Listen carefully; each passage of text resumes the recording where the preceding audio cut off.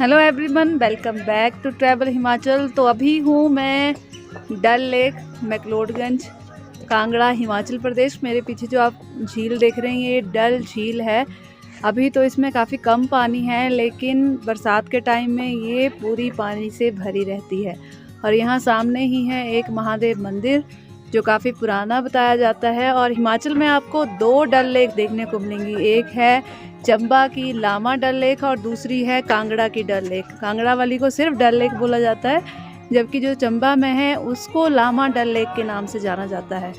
तो ये व्यू जो है पीछे बहुत ही खूबसूरत है। यहाँ से पूरी झील का जो मैं आगे आपको दिखाने वाली हूँ, पूरा व्यू आपको दिखाऊंगी। बहुत ही खूबसूरत ये प्लेस है, तो आप भी इस प्लेस को हमारे साथ एंजॉय कीजिए।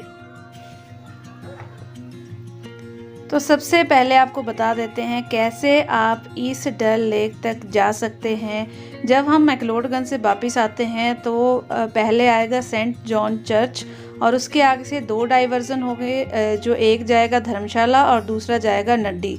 तो नड्डी वाला जो रास्ता है उसी रास्ते पर आपको देखने को मिलेगी डल झील। वैसे तो जैसे ही डल झील बोला जाता है तो हमारे दिमाग में एक ही डल झील आती है जो है जम्मू कश्मीर में, लेकिन हिमाचल में भी दो डल लेक हैं। एक है, मैंने बता दिया आपको पहले ही, कि एक पड़ती है आपकी चंबा में और दूसरी पड़ती है डिस्ट्रिक्ट कांगड़ा में।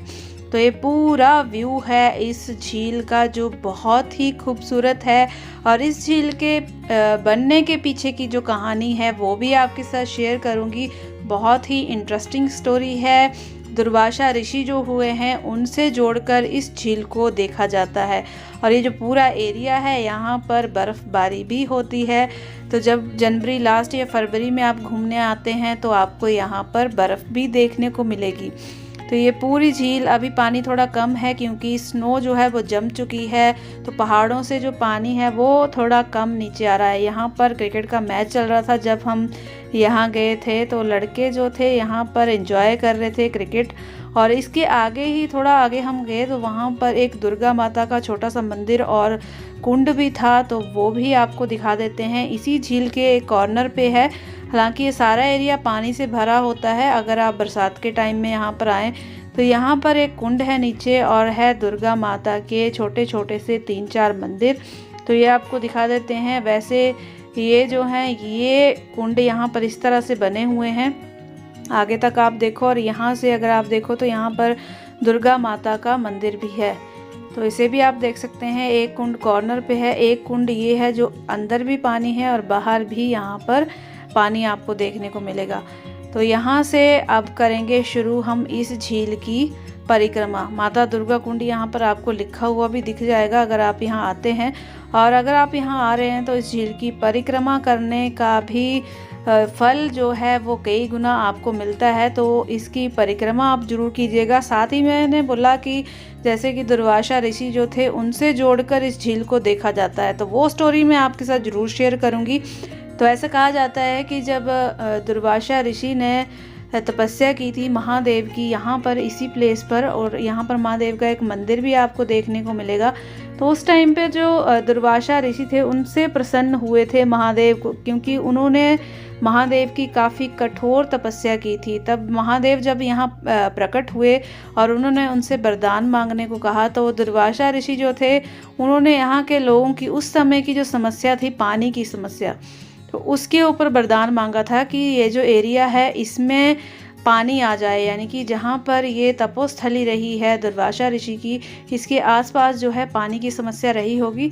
तो उस टाइम ऐसा कहा जाता है कि महादेव जो थे वो प्रसन्न होकर उन्होंने वरदान दिया था कि इस एरिया में जो है वो पानी अवश्य आएगा। और ऐसा भी बोला जाता है कि 7 धाराएँ जो हैं वो फूट पड़ी थी और यहाँ जो ये झील वाला एरिया है यहाँ पर पानी इकट्ठा हो गया था। तो आप देख सकते हैं कि ये पानी कभी भी नहीं सूखता है, हालांकि कम हो जाता है बट सूखता कभी नहीं है। और ये जो आप सामने मंदिर देख रहे हैं, जो मैं जूम करके अभी दिखा रही हूँ, ये है दुर्वेश्वर महादेव मंदिर, जो तपोस्थली मानी जाती है दुर्वासा ऋषि की। उनके नाम पर ही यहाँ पर मंदिर का नाम रखा गया है दुर्वेश्वर महादेव। तो बहुत ही ब्यूटीफुल ये लेक है। यहाँ से जब परिक्रमा करके आप पूरी करके जाते हैं उसके बाद आप टेंपल में महादेव के दर्शन भी कर सकते हैं। तो मान्यता है यहाँ पर स्नान करने से कई गुना फल जो है वो मिलता है। और एक बात मैं और बता दूं कि ये जो झील है इसको छोटा मणि महेश के नाम से भी जाना जाता है। इम्पॉर्टेंट है, छोटा मणि महेश के नाम से इसलिए जाना जाता है क्योंकि ऐसा कहा जाता है कि जितना फल मणि महेश झील में स्नान करने से और मणि महेश में महादेव के दर्शन करने से प्राप्त होता है, उतना ही फल जो है यहाँ डल लेक में स्नान करने के बाद जब हम दुर्वेश्वर महादेव के दर्शन करते हैं तो उतना ही फल जो है यहाँ पर मिलता है। तो धार्मिक मान्यताएं बहुत ज़्यादा जुड़ी हुई हैं इस झील के साथ, महादेव मंदिर के साथ। और वैसे भी लोकेशन वाइज ये बहुत ही ब्यूटीफुल एक प्लेस है। अगर आप धर्मशाला घूमने आते हैं तो इस प्लेस को आप मिस नहीं कर सकते। और इसके साथ ही एक बहुत ही ब्यूटीफुल प्लेस है नड्डी, जो यहाँ से लगभग 2 किलोमीटर की दूरी पर होगा। और वहाँ से जो लोकेशन है बहुत ही ब्यूटीफुल लोकेशन है धौलाधार रेंज की। वहाँ से एक ट्रैक भी जाता है, त्रिउंड ट्रैक करने के लिए जाते हैं अक्सर लोग धर्मशाला जब आते हैं। तो लगभग 9 किलोमीटर का वो ट्रैक है। अगर आप वहाँ जाना चाहें तो जा सकते हैं। वहाँ पर स्टे भी आप कर सकते हैं, टेंट्स में लोग जाते हैं ट्रैकिंग करके, वहाँ पर स्टे करते हैं। ये सामने ही मंदिर है जिसे मैं जूम करके दिखा रही हूँ अभी आपको। तो इस झील में जो लोग हैं परिक्रमा और स्नान के बाद जो है महादेव के दर्शन भी जरूर करते हैं, जिससे कई गुना फल जो है वो मिलता है। तो त्रिउंड की मैं बात कर रही थी। त्रिउंड आप 2 रास्तों से जा सकते हैं। एक तो आप जा सकते हैं धर्मकोट से और दूसरा जा सकते हैं नड्डी से। तो धर्मकोट से थोड़ा नज़दीक पड़ता है, बट नड्डी से थोड़ा सा जो है पैदल ट्रैक ज़्यादा है। तो ज़्यादातर लोग जो हैं वो धर्मकोट से जाते हैं। और यहाँ पे अब मैं लोकेशन जो आगे शेयर करूँगी ये करूँगी मैं नड्डी की लोकेशन है। नड्डी में लोकेशन आपको व्यू जो है बहुत अच्छा देखने को मिलेगा। और इसके साथ ही यहाँ पर एक मेडिटेशन सेंटर भी है, स्कूल भी है निर्मला माता के नाम पर। यहाँ से व्यू आप देख सकते हैं सामने का, बहुत ही खूबसूरत व्यू है यहाँ से धौलाधार रेंज का। अभी बर्फ़ कम है, लेकिन जैसे ही बर्फ़ यहाँ पर पड़ेगी, बर्फ़ ये नड्डी वाले एरिया जो है इसमें सारे में बर्फ़ पड़ जाती है नीचे तक। तो यहाँ से बहुत ही खूबसूरत व्यू आता है और टूरिस्ट जो है मैक्सिमम इसी व्यू को देखने के लिए नड्डी तक स्पेशली आते हैं।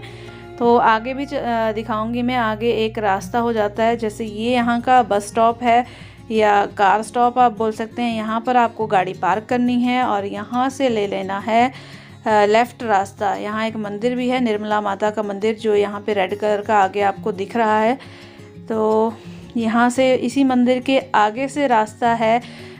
यहाँ मेडिटेशन स्कूल है एक आगे जाके, उसके लिए मेडिटेशन सेंटर भी आप बोल सकते हैं। ये आपको लिखा भी है सामने, श्री माता जी निर्मला देवी। तो यहाँ से ये है मेडिटेशन कैंप है आगे, उसके लिए रास्ता है यहाँ से। और इस रास्ते पे जाके जो व्यू है वो बहुत ही अच्छा आपको देखने को मिलेगा। तो आगे चलते हैं, दिखाती हूँ मैं आपको कि आगे से किस तरह का व्यू आपको देखने को मिलेगा, जो बहुत ही खूबसूरत है। अगर आप धर्मशाला आ रहे हैं तो इस प्लेस को मिस आप नहीं कर सकते हैं, क्योंकि ये धर्मशाला के जो जितने भी टूरिस्ट प्लेसेस हैं उनमें टॉप प्लेसेस में से एक प्लेस है। ये जो आप लोकेशन देख रहे हैं बहुत ही खूबसूरत लोकेशन है। तो अगर कभी ऊपर आते हैं तो नड्डी ज़रूर आइएगा और इसे एंजॉय कीजिएगा। तो अभी हम पहुंच चुके हैं नड्डी, जिसको मैक्लोडगंज का बहुत ही फेमस पॉइंट माना जाता है, क्योंकि यहाँ से जो धौलाधार का व्यू है वो बहुत ही अल्टीमेट आपको देखने को मिलेगा। एक बार मैं आपको पूरा व्यू दिखा देती हूँ अपने साथ। वैसे तो मैं आपको वीडियो में दिखा ही चुकी हूँ कि कितना खूबसूरत नड्डी जो है प्लेस है। वैसे यहाँ पर और कुछ भी नहीं है, सिर्फ इसी व्यू को देखने के लिए जो है वो लोग नड्डी आते हैं। तो जो मेरे पीछे व्यू है, सामने जो धौलाधार रेंज है वो आपको बर्फ़ से ढकी हुई यहाँ पर दिखेगी। तो बहुत ही खूबसूरत ये व्यू है। अगर आप मैक्लोडगंज धर्मशाला आते हैं तो इस पॉइंट को बिल्कुल भी मिस मत कीजिएगा। बहुत खूबसूरत आपको लगेगा, आपका दिल यहीं रुकने का करेगा। तो इतना खूबसूरत हमारा हिमाचल है, इतना प्यारा हमारा हिमाचल है कि आप किसी भी डिस्ट्रिक्ट में जाओ वहाँ पर कुछ ना कुछ स्पेशलिटी आपको देखने को मिलेगी। तो ये आज का हमारा सफ़र था नड्डी और डल लेक का। मिलते हैं नए सफ़र के साथ, नए वीडियो के साथ। तब तक के लिए धन्यवाद।